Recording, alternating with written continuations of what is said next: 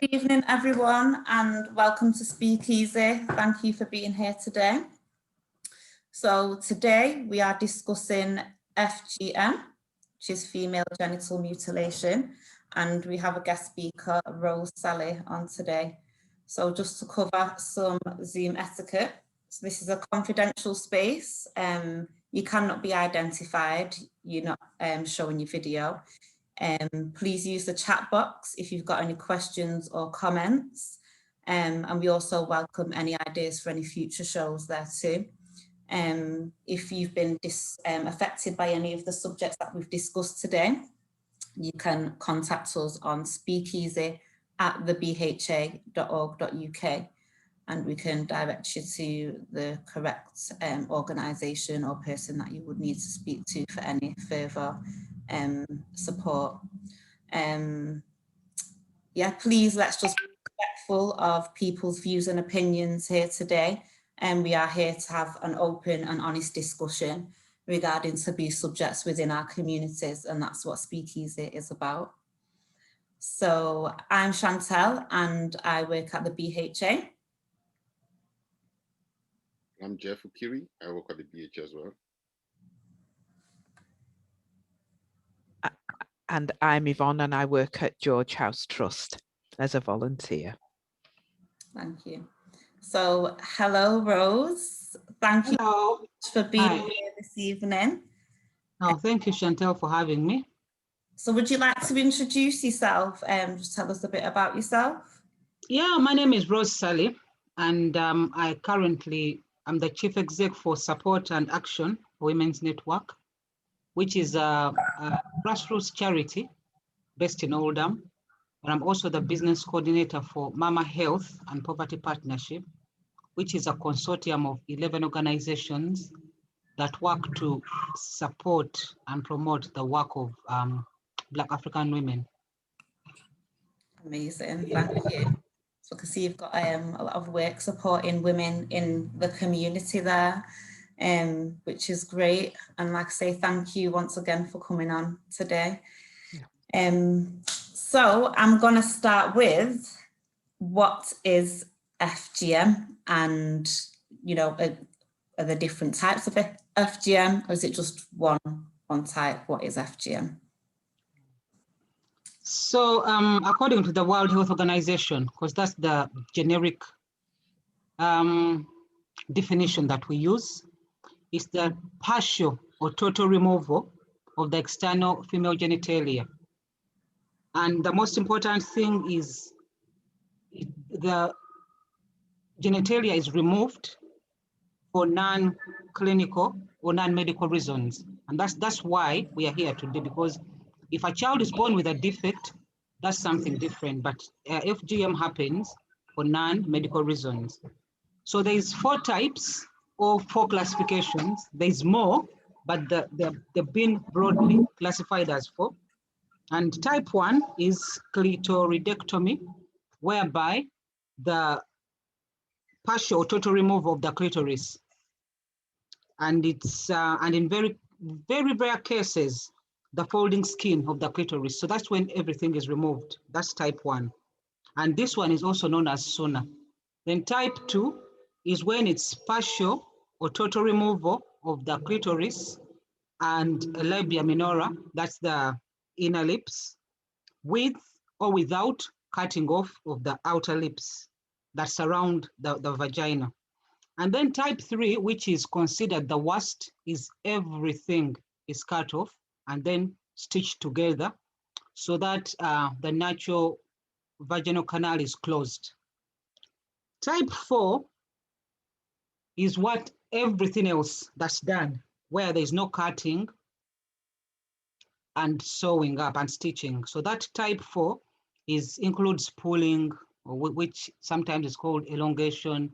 It includes scraping, it includes pricking, it includes incisions.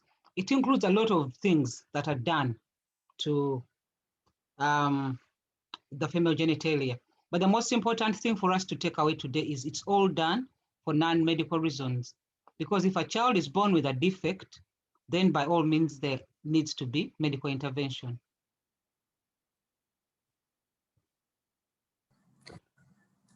I can see Jeff's about to go in there. I'll let you go, Jeff. Yeah, if you can provide a context to this, when did this originate? Is it something that has been very, very historic, long, many, many years ago? It's been a tradition in Africa and all that, or is it a global phenomenon that Africa has not moved away from, or something? You know, I just want to know. It's a very, very old custom. It is very old that it has been found on the mummies in Egypt. The mummies, they say that there's been evidence of FGM on the mummies, and that's as far as it can go. How many years ago is that? So it's something that's deeply embedded in the culture of African countries, but also other countries like Indonesia, Iraq. I've been working on a case about a month ago. I've been working on a case based in Kazakhstan. So we've been Zooming with a family, and it's the whole family and the whole neighborhood. So it's normal for them to have had FGM done. So yes, it is historic, and it's been in existence for a long time. And it has issues in all the social, economical, political, and religious elements of life where it's performed. Just bear with me, because I'm trying to understand. You keep saying non-medical. So what are the reasons that it's done for? Because if it's going back for centuries, it's been practiced by the Egyptians. What are they using it for? Because you mentioned other things like scraping. So there must be some sort of advantage to it. Is there an advantage to it? I'm trying to understand, what is it being used for? You know, it's just a custom. And for those who practice it, they have so many reasons why they do it. And most of them are social and economical. And I wouldn't call it an advantage, because it has no advantage, purely because it is done to children. Nobody older than 15, unless in exceptional cases, it's always done to children, because children will not resist it, because children will think it's normal, and because children are vulnerable. So that's why it happens to young people. So there's been no proof that it's necessary medically. However, those people who practice it attach so many reasons. And for some, it's around marital reasons. A girl has to have it to be married in certain communities, because they'll bring in the dowry. More money is paid for girls who have been circumcised. You have respect in the community if you've had it done. And those are maybe the advantages in those communities. Yeah, so that's the advantage they attach to it. So in theory, you could have a situation where a girl may feel pressured because she may not want it done, but if you're talking about for marital reasons, she may not feel she has a choice. Is it possible to say, I don't want it done, and still be okay as a woman or a young girl? Can I refuse it then? It depends on what community you are. Some have resisted it, and that's why some people are here running away from it or protecting their children. However, I'll give you an example of the Kenyan community called the Pokot community. When you are of age, which is about 9 years, between 9 and 11, come 1st of December or around that time, all children in that age are lined up. And then it's part of the rites of passage for young girls. So after they've had it, they're all given very colorful, because it's part like the Maasai beads. I don't know if you know them. So if you don't have that, you haven't had it done. And if you don't have that and you don't have it done, you don't fit in the community. So the pressure comes from you. We've all been teenagers and we know how it feels, even if everybody has the new designer clothes or whatever, you want to be part of it. So that's where the pressure comes from. But for some, it's even younger children. So there's no choice really. You don't even want to be part of it, but you have to. And you said in the Kenyan community, Kenyan community, yeah. Pokot. It was Yeah. both boys and girls. No, no, not boys. It's only girls. Only because that's what my next question was. Is it a form of circumcision that is done to boys and girls? But you're saying this is only done to girls. Yeah. Well, I think the difference between male circumcision and FGM is that there's been identified benefits of male circumcision. For example, in the spread of HIV, there's been evidence that the foreskin retains the semen and whatever fluids. So it contributes probably to spreading. For those who don't have it, whose foreskin has been removed, chances are better. I don't know about that, you'll tell me. However, FGM has no benefits because it cuts off the clitoris, and the clitoris is the organ responsible for female sexual pleasure. So that's the difference between FGM and male circumcision. And I'm sure a time will come when the males will also say, well, we want to stop this, so let me have a choice if I want to be circumcised. But at the moment, it is legal for male circumcision. I mean, when you say well, Rose, sorry, Jeff, when you say that as well, you know, when the clitoris has been removed, and obviously the function of the clitoris is for sexual pleasure, like after FGM, and regardless if it's just the clitoris, if it's any of the types of FGM, how then as females enjoy our bodies, like with pieces of our anatomy that have been, you know, removed. It's kind of like a form of control, you know, in your ability to have pleasure. Yeah, and I think when it comes to sex anyway, with or without a clitoris, it all starts up here, isn't it? For women, maybe, I don't know about men, I'll speak for women, but you have to be in a good mental state, isn't it? So your partner has to make you feel good. You have to be happy. You have to be prepared for it. So if you are lucky and you get a man who understands that even if your bits are missing, they will teach you to love your body. Some people do have a support to understand what's happened to them, because if a body part has been removed, you can't replace it.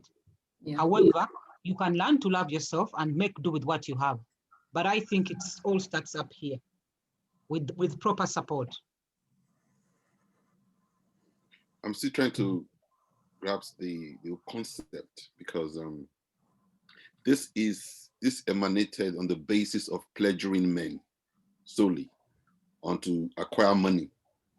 So it's an activity in exchange for a use sum of money.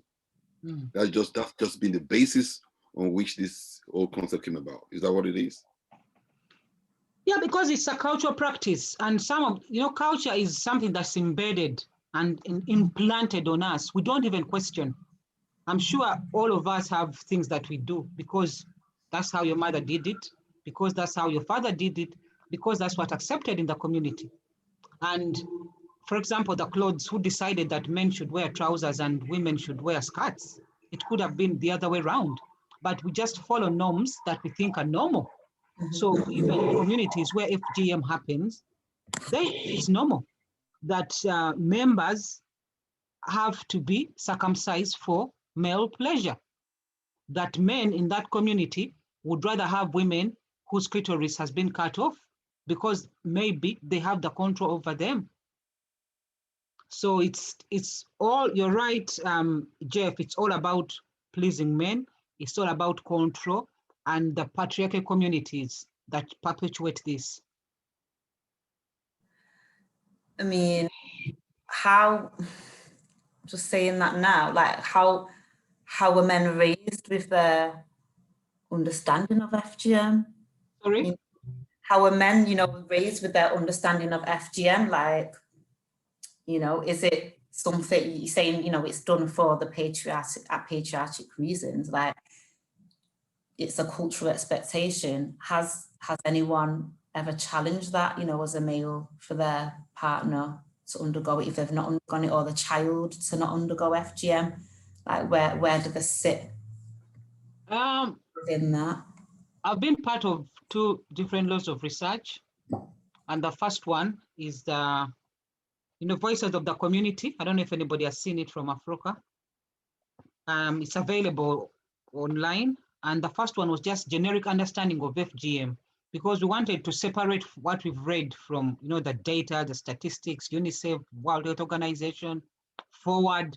We said, let's talk to real people in Greater Manchester to see their take on this. And what came out of that, some of the men we spoke to were against FGM, and they were saying, we don't even know why it's done. And they've said that when they've slept with women from other communities who've not had it done, they didn't even want to come back to their wives. So then others were saying, if, however beautiful you are, however educated, however rich you are, if you have not had it done, it will be divorced the next day. That was one man's words. And this is a man who is educated. He actually works for an organization which I won't mention, a big organization, but those were his exact words. He said, if you have not had FGM done, and I discover on the wedding night, it will be automatic divorce. So that's 2-way. So some are for it, some are against it. And this is because of the attachments of the cultural reasons. If anything goes wrong, they'll blame it on a woman who hasn't had FGM done. You married a woman who hasn't cut. That's why this is happening. Life happens. Anything happens to anyone. But in certain communities, it is attributed to not having FGM done. I can honestly say I'm shocked, because it must put a lot of pressure on women, because their whole value has been placed on whether or not they've had the cut. So, and I'm just thinking, how do you prepare a girl for that? Is she not traumatized then if her vagina, to me, such a sensitive part of your body, if you lose your clitoris, how it's taken, is there an explanation? How do you have sex with no pleasure if you can't feel it? Do women have experience trauma afterwards, or is it so deeply embedded that that's what they expect and how they live? Well, this is what everybody's done. It's been done for years. I'm trying to understand, how does a woman live with herself or manage it? Over the years, I've worked with so many women. Actually, since the lockdown, we've worked with about maybe 15 families who are going through FGM. And we must remember that victims were always children. Even the woman who is now a mother and has had FGM done did not cut herself. Somebody else did it to her. And the only reason she might think of cutting her child is because somebody has promoted it to be the best thing for her child. And when women have had FGM done, the trauma does not end. Some of the women I've talked to, I remember one woman said, it's all in our reports, the reports that we did, the focus groups we held. One woman said that her grandmother was one of her most favorite people in the whole world. And she says, but she remembers when she was being cut, she bit a chunk of whatever off her grandma's hand, because it was, the pain, the shearing pain that she was having. So after that, imagine you've been cut, and when young children are cut, they don't know. So another lady shared that when she was going to be cut, her mom told her that there's going to be a party, her party. And she was really excited. She was about maybe 8 or 9. And she said she never had a party in her name for anything. So people started coming to her house. And then 4 p.m., 5, and she said to her mom, when are my friends coming? When is the party starting? And she said her mom wasn't answering. So they took her to the room where they're cutting her, to a cutter's house. and then they cut her. And when they are cutting her, usually there's a lot of loud music to drown the screams of the child. So when that happened to her, the trauma lives on, even when she talks about it now. So it is very difficult. Sex is very painful. They don't enjoy it, but they still have children. Women still have children. I remember in St. Mary's, a midwife told me when I was doing training for midwives, and she said she asked one lady how she was able to have sex because there was only a little hole left. It was type 3. She was shocked and couldn't imagine anybody having sex with such a very small hole left. So the trauma carries on, Yvonne. The trauma carries on, even in old age. And let me just check in, because you're talking about the pain and the music is loud enough to drown the screaming. I'm understanding then that this is done with no anesthetic. And is that just traditional, or is that lack of facilities, or is that part of the ritual that it needs to be done with no anesthetic? Then the knives, the razor blades, they're all family heirlooms that are used. So it's passed on from generation to generation, and there's no anesthetic used. Some countries, however, like Egypt, it has been hospitalized. So children are cut in hospitals, obviously, I think probably under anesthetic. But majority of it, they are cut in a room. Some are cut in groups, others individually.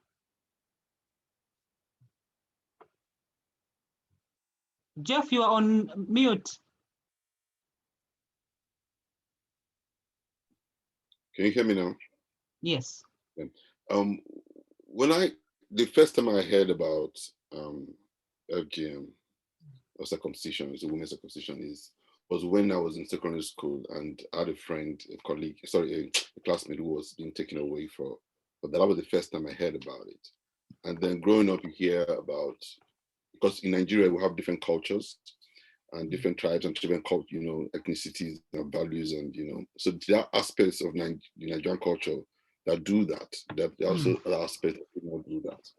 And I could remember growing up, you would say, oh, if you go with Calabar women, they're not circumcised. I mean, you will enjoy sex with them, and usually men want to go out with those women who were not circumcised because they feel that the ones who are circumcised do not really react, or I don't know. And so that was usually those are the kind of elements I was hearing at the time. And so to hear the whole story now is making me to ask myself the concept, and if the kind of story you're telling right now about people's experiences just makes us wonder why this, and some of the reasons we were getting at the time was that, oh, it prevents promiscuity amongst women. Yeah. Has that been the case? Is that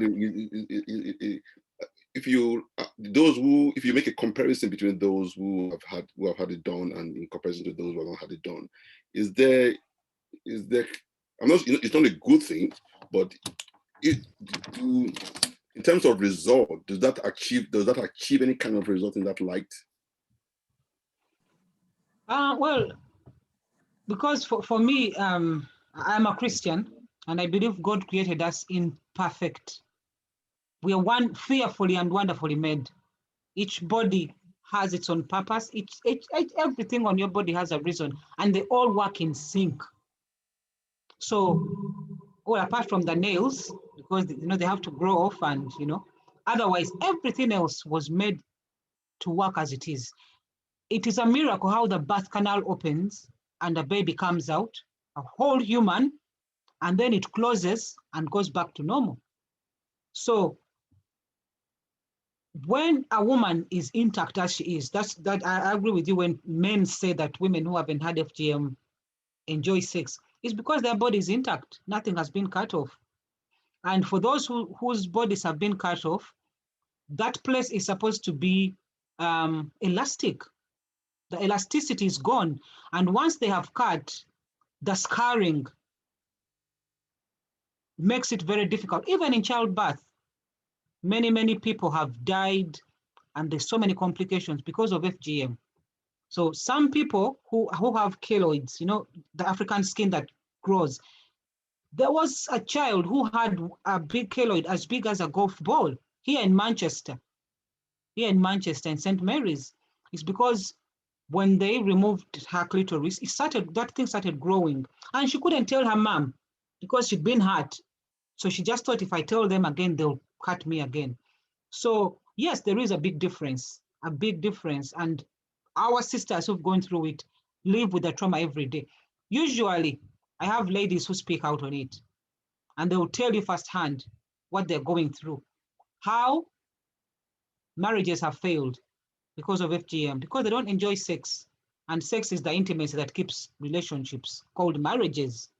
And domestic violence increases because there's always anger with unsatisfied men. And apart from that, FGM is closely linked to early marriages, because as soon as a child is cut, they expect to reduce their sexual desire in their teenage, and then they marry them off, usually to older men, and then the abuse starts. There's no intimacy, there's pain. Why would you let anybody near you when you feel pain every time they touch you? So it goes on and on and on. So one of the things that we were talking about earlier is how we see each other and our bodies. And Jeff was asking about the male perspective. In the 21st century, is there not the looking at pleasure in terms of foreplay and how men can enjoy themselves without it requiring cutting and involve? Do we have conversations, very open conversations about sexual pleasure nowadays, or is there still that entrenched view of young children being prepared for older men? Well, it depends. It depends on which part of the planet you're standing. It depends on your religious views. It depends on the community you come from. It depends on your upbringing. And I'm hoping one day we'll be at a level where women have a say around their bodies, around pleasure, around marriages. But we are a long, long way far from it. A long, long way. So the women, almost all the women I've worked with around FGM have been forced into relationships. And some, because they have to support their families, the man is supporting the whole family.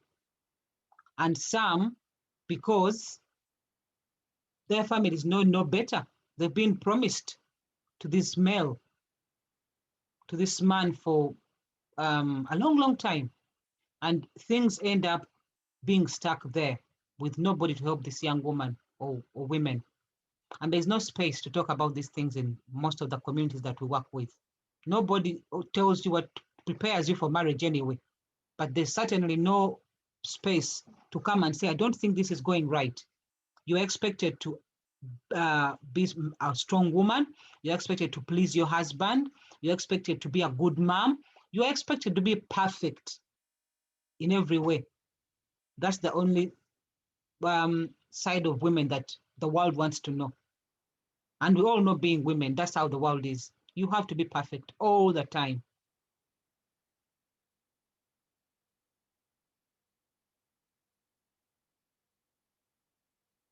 You're on mute. Unmute. I did unmute myself and then it went back to mute again. Okay, anyway, I said, I'm going to say that, you know, I know a lot of some people have, you know, they left the country down to this place, you know, and fleeing barbaric acts of this kind.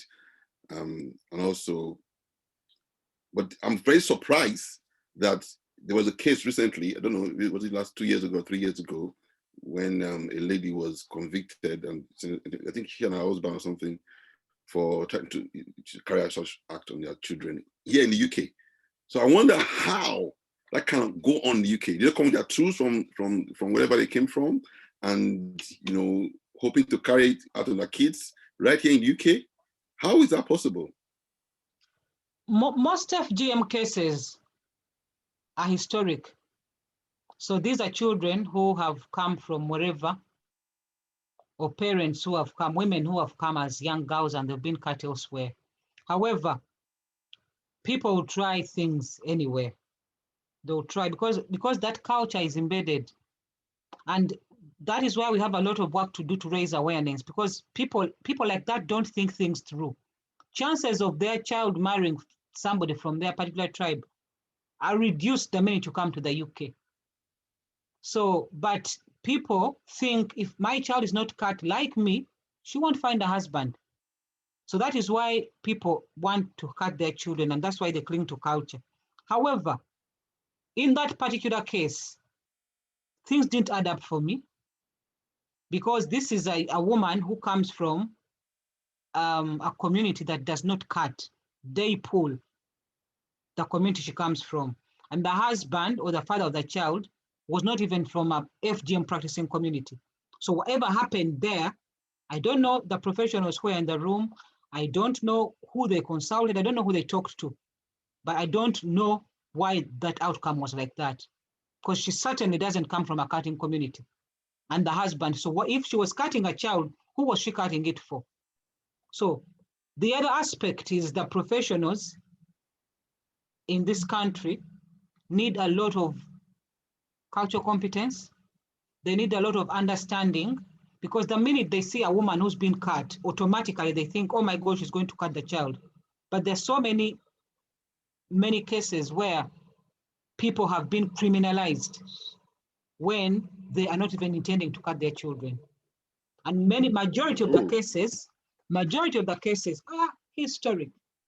And for me, I don't believe in jail sentences. I believe in educating and educating.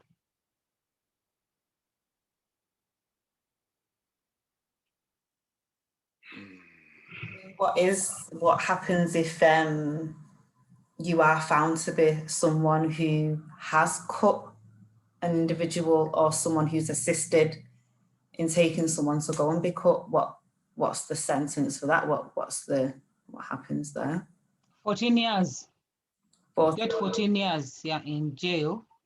And for me, what is key is the parental responsibility, because before, people used to say, oh, when I took my children to Africa, I'd gone to the market. When I came back, my mother or my auntie or whoever had taken them for circumcision.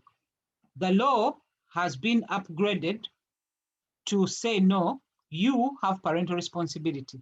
If you know you were cut as a child and you're taking your child to a place where you're exposing them to be cut, then you are the one who's going to be prosecuted.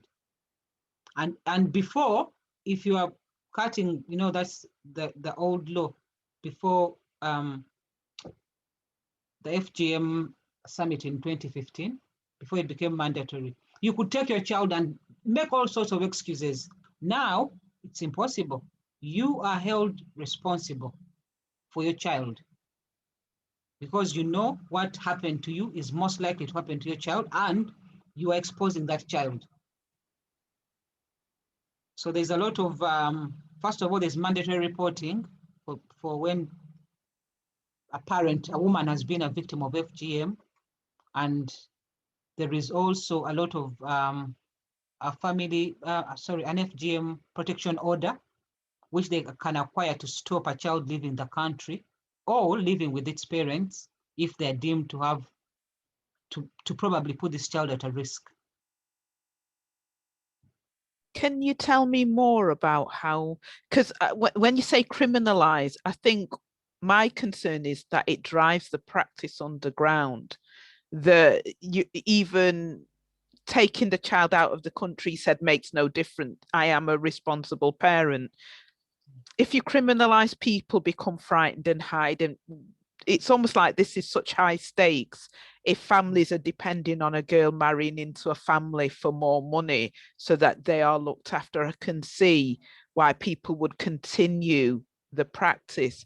How can we re-educate? Where can we get the resources? How do we get that message across, Rose, that there are other ways? Or will it continue in Africa, whereas not in the UK?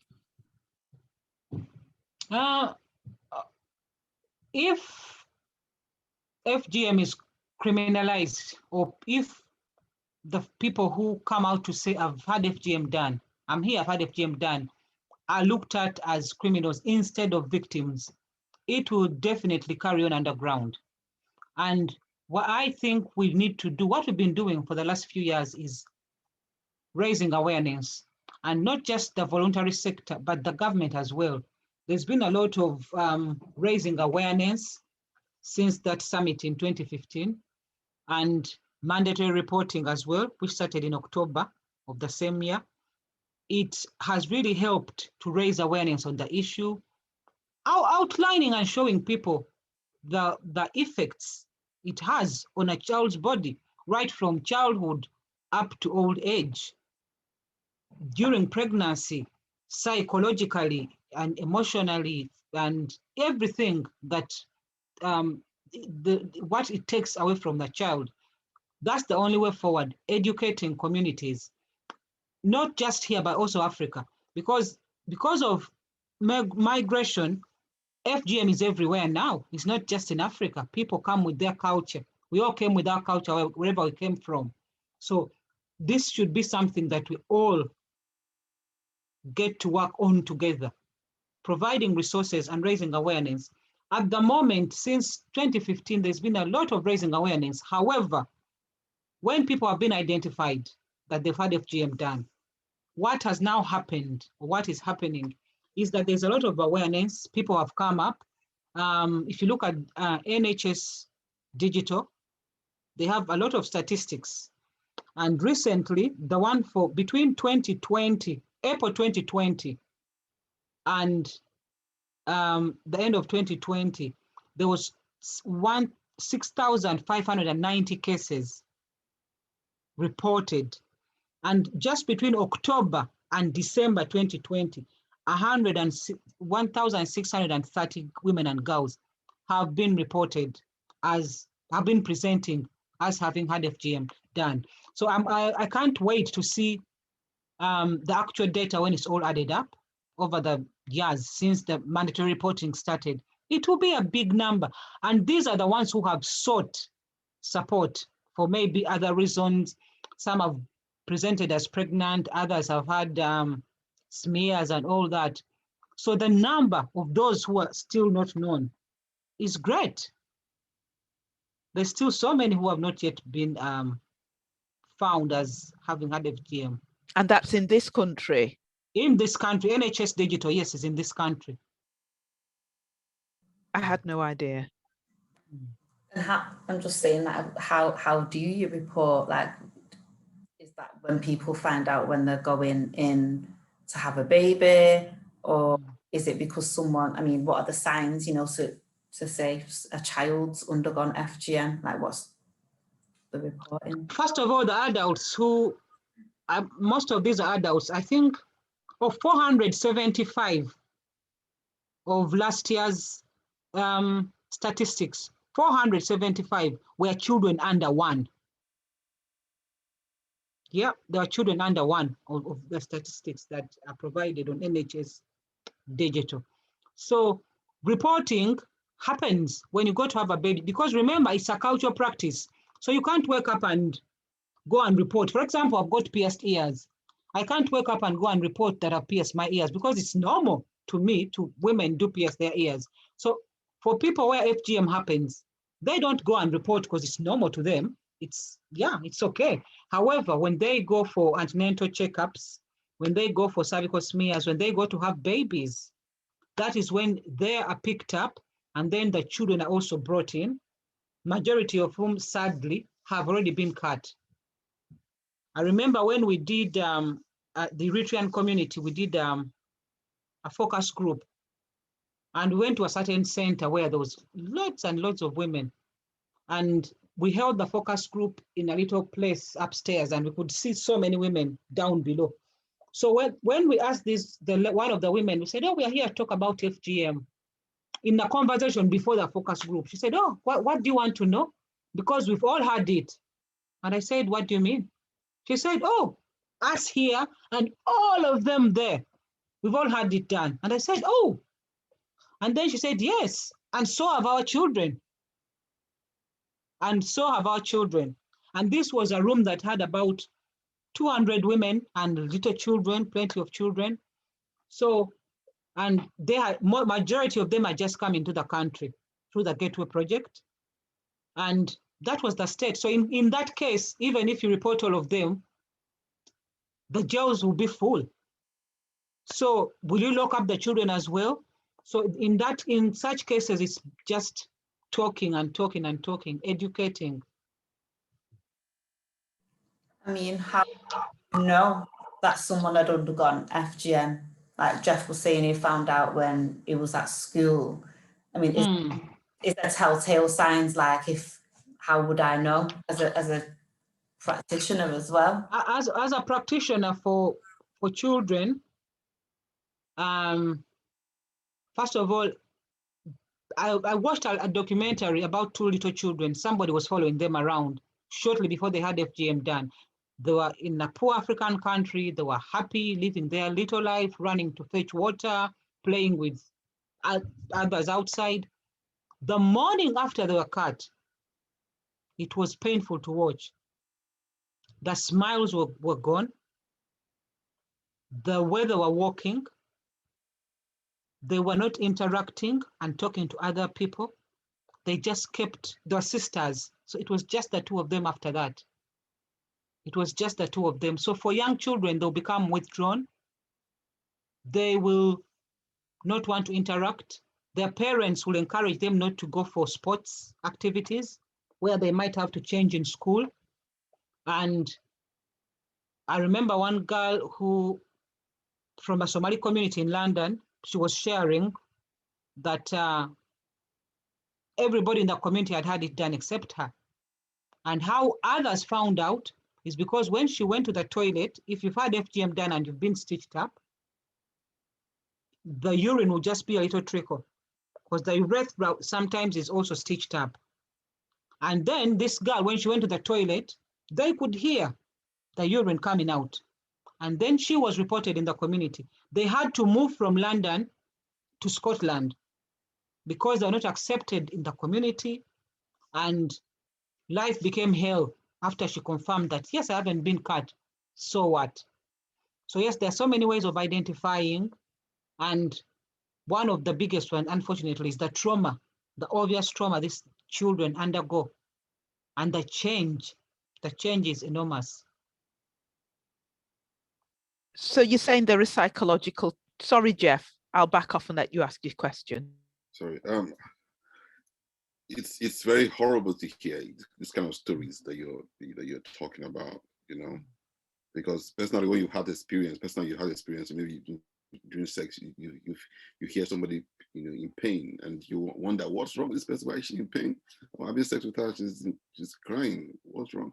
And you have to make me remember some things right now, you know.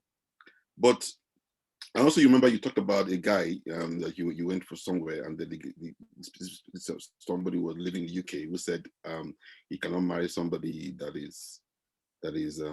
has not been caught or something. So I'm going to play a bit of a devil advocate here. You know, this is barbaric, it's not something acceptable. But what about, because a lot of times people feel that, oh, people especially from Africa and different other country, they feel that there's also Western influence and impositions on cultures, and, you know, reforming and changing cultures to make it mirror to the Western culture. And they feel many times that this infringement of culture impedes on their own identities, you know. And I'm just wondering, you know, from, you know, a bit of a devil's advocate here, if this is an imposition to completely reform the culture of Africa and impose a new form of culture that limits, and, you know, that limits the, you know, the willingness and the rights of the African free will to do things that they want to do. I'm not saying this is correct, but I'm just thinking, if you want to make this kind of strong case when you go into the community, what kind of how do you challenge people who will come up with such arguments?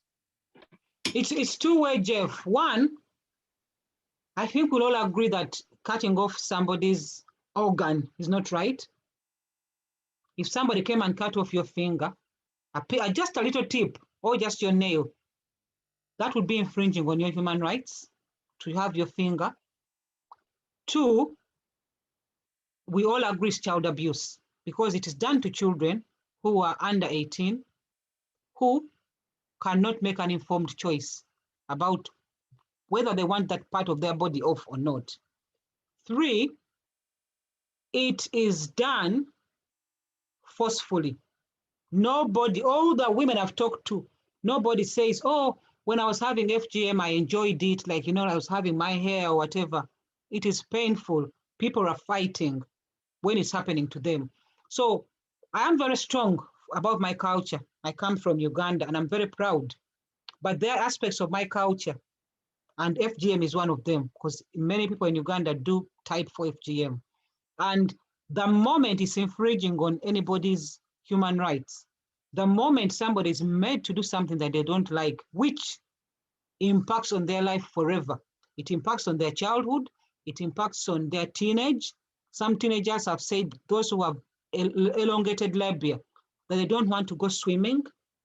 And there are those who are finding it difficult to have babies because their bits have been messed up so bad.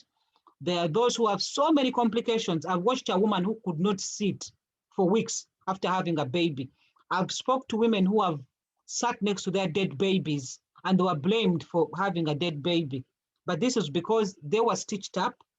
I've sat to women who had to be re-infibulated because they were going into a new relationship.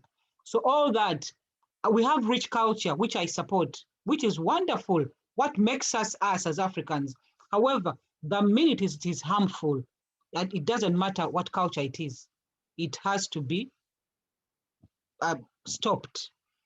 The other thing that poses a big argument is designer vaginas, where people go and have their vaginas tightened, where they have surgery. That as well brings to question what you have said.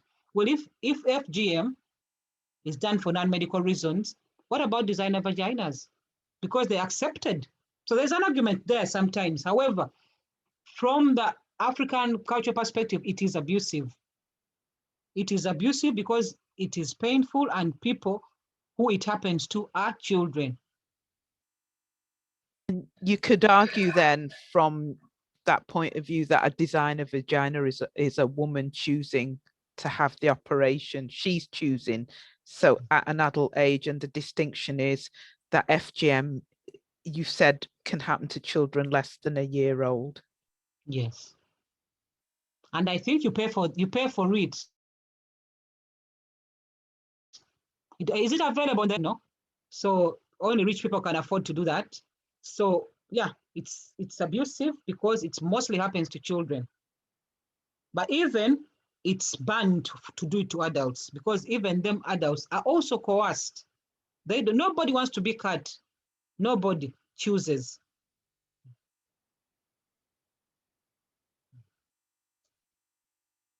Is there other ways round? I'm thinking, you've said that there have, been people who flee the country. How can we protect people who come here? If someone came to me, what do I do if they said my mum or, you know, my family are putting pressure on me? How can I help? Well, you refer them to organizations that work on FGM. In Greater Manchester, we have the Guardian Project, which at one time we were part of. We've got us, Support and Action for Women's Network. We've got Is Forward in London, who can provide information and advice, and the other organizations that deal with FGM. That's great. We can try and put those, we won't try, we'll get the details from Rose so that they are put in the link so that anyone who's watching today knows where they can reach out to for support. Okay. Yeah.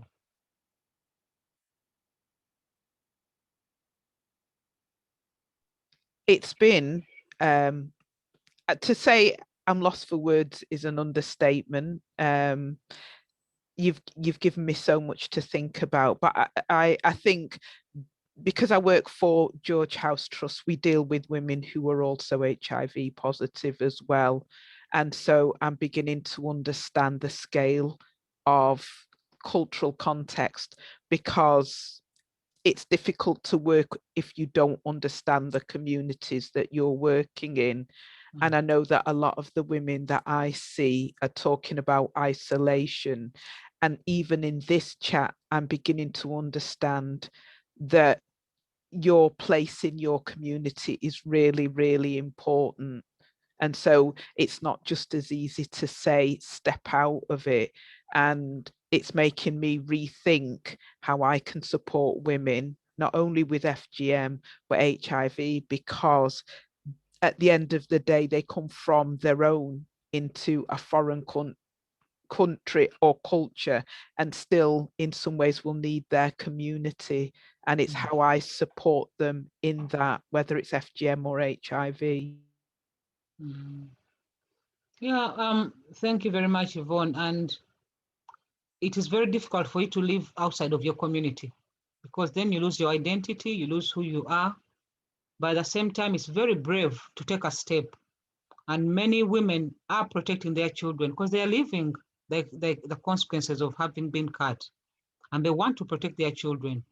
Most of the people in this country are here just to do that.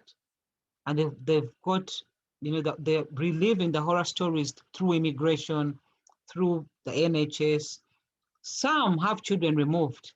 Some have their children removed from their care, even though they may not be the perpetrators. And for some children have been saved when one parent wants to have children cut and then the other doesn't. So it's a mix of so many issues. And when we are supporting people, we shouldn't just look at one aspect of it. We should look at the whole picture and also provide holistic support. Because when somebody comes to you, it might not be just about FGM, but it might be about what FGM brings along. I think for me, it'd be really useful to talk to you, Rose. I know that at the minute, George House Trust is undergoing a lot of change and trying to understand women, but also the communities that they live in, so that we can support. And it would be good to look at ways that we can understand and support women in context. Thank you. Thank you.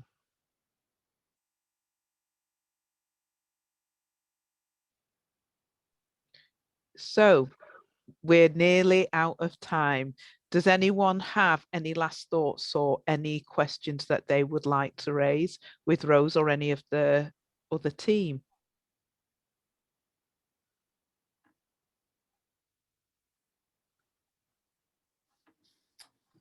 Anyway, Rose, thank you very much for coming today. I've really been educated. Some of the things you've talked about are very touchy, and I know that these are things I will take on, I'll go away with and become very educational about them. Yeah, thank you. Yeah, I'd like to echo that as well. Thanks for coming on, Rose, and just giving us a lot of insight into, FGM, people who have undergone it, about why it's done, things to look out for as well when we're out there working with people, and how to best support. And yeah, I'll get that information off you as well, so I can tie that with the link. So if anyone's, got any worries that they're going to undergo it, or any concerns of anyone that has undergone it, they want to chat or any support, I can link that to the video when we put it up and it goes live. Okay, so we've not got any questions, but I'd like to say thank you for those who have attended. Thank you for everyone who's taken part as well. If you want to send any questions or any feedback concerning today's show, you can email us on speakeasy@thebha.org.uk, and we'll get back to you in due time. And thank you. Have a good evening. Thank you. Bye. Thank you. Take care. Bye. Bye.